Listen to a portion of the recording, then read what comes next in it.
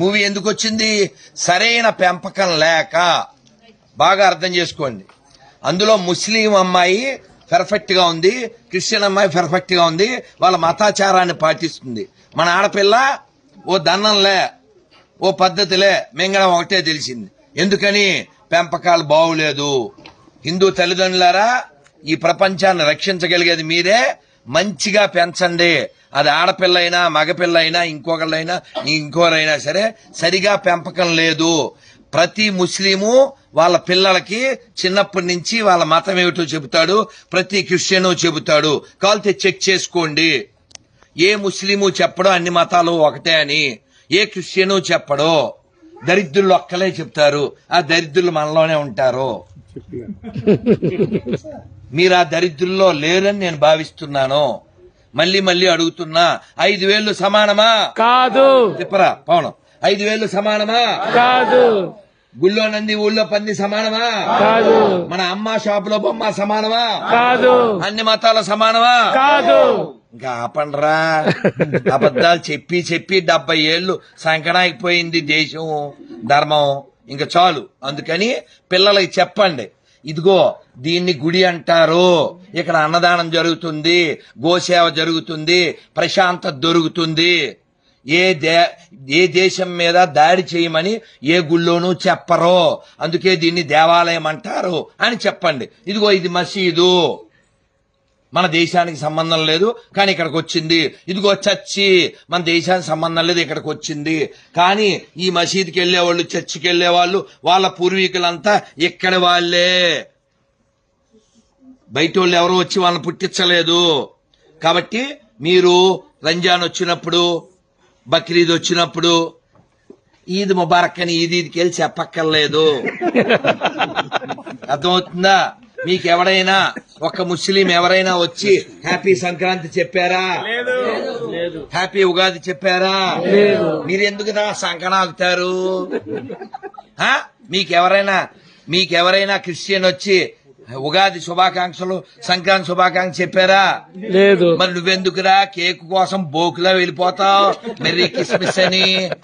మారవలసింది వాళ్ళ మనమా? మనం. మాట్లాడాల్సింది మనమా కాదా? మనం. ఆలోచించాల్సింది మనమా కాదా? కాబట్టి మనం మారితే ప్రపంచం మారుతుంది. గుర్తుపెట్టుకోండి, భారతదేశం మాత్రమే ప్రపంచాన్ని రక్షించగలదు. భారతదేశం మాత్రమే ప్రపంచాన్ని సుఖంగా ఉంచగలదు. భారత్ బాగుండాలంటే హిందువులు బాగుండాలి. ఎందుకంటే మన ఒక్కలమే చెప్తాం, సర్వే జన సుఖనో భవంతు, సర్వే జన సుఖనో భవంతు, సర్వే జన సుఖనో భవంతు. This is only possible by Hindu thinking, Hindu philosophy, not possible by any desert religions. వాళ్ళకి నీళ్లు లేవు, వాటర్ లేనోళ్ళు, మ్యాటర్ లేనోళ్ళు. వాళ్ళ పుస్తకాలు ప్రపంచానికి ఏమిచ్చిని? అశాంతినిచ్చిని, యుద్ధాన్నిచ్చిని, హింసనిచ్చిని. మనం 10 పండగలు కాదు 100 పండగలు చెప్పగలం, హింస లేకుండా చేసుకునే పండగలు. వాళ్ళు చూపించమను. వాళ్ళకు ఉండే 2 పండగలో 3 పండగలో రక్తపాతం లేకుండా పండగలు చేసుకోలేరు. వాళ్ళు మనకు ఉపన్యాసాలు ఇచ్చేదా? నువ్వు సిగ్గు లేకుండా ఫ్లైంగ్ కిస్సులు ఇస్తావా? కాబట్టి హిందువులారా, మీ పిల్లల బంగారు కొండలో, మీ ఆడపిల్లల బంగారు తల్లులు ఎప్పుడు మీరు నేర్పిస్తే, మీరు వినిపిస్తే, మీరు కూర్చోబెడితే, చూపిస్తే. అరే, లక్ష్మణుడు సీతాదేవిని ఆభరణాలు గుర్తుపట్టమంటే, అన్నయ్య ఇవి నాకు తెలియదు, నాహం జానామి అన్నాడు. మరి పాదాలకు పెట్టుకునే పట్టీలు ఇవి తెలుసు అన్నాడు. అదేమిటి? భుజకీర్తులు తెలియదు, మెడలోవి తెలియదు, పాదాలు ఎలా తెలుసు అంటే, నేను రోజు వదిన గారి పాదాలకు దండం పెడతాను. ఇది మన కల్చర్, ఇది మన సాంప్రదాయం. జై శ్రీరామ్, జై శ్రీరామ్. అంతేగాని ఎవరిదో అన్న ఎత్తుకొచ్చేసాయి వాడేసుకో, విగ్రహారాధన చేసేవాళ్ళని చంపి, అదేం మతం? వాళ్ళు ఏం దేవుళ్ళు? ప్రపంచంలో ఎక్కడైనా గుళ్ళు కూలగొట్టి కట్టినటువంటి మసీదులు ఉన్నాయి, కానీ మసీదు మీద కట్టిన గుడి ఒకటి ఉండదు. ఇది చాలదా? ప్రపంచానికి సనాతన ధర్మం ఎంత ముఖ్యమో అలాగే ఇండోనేషియాలో,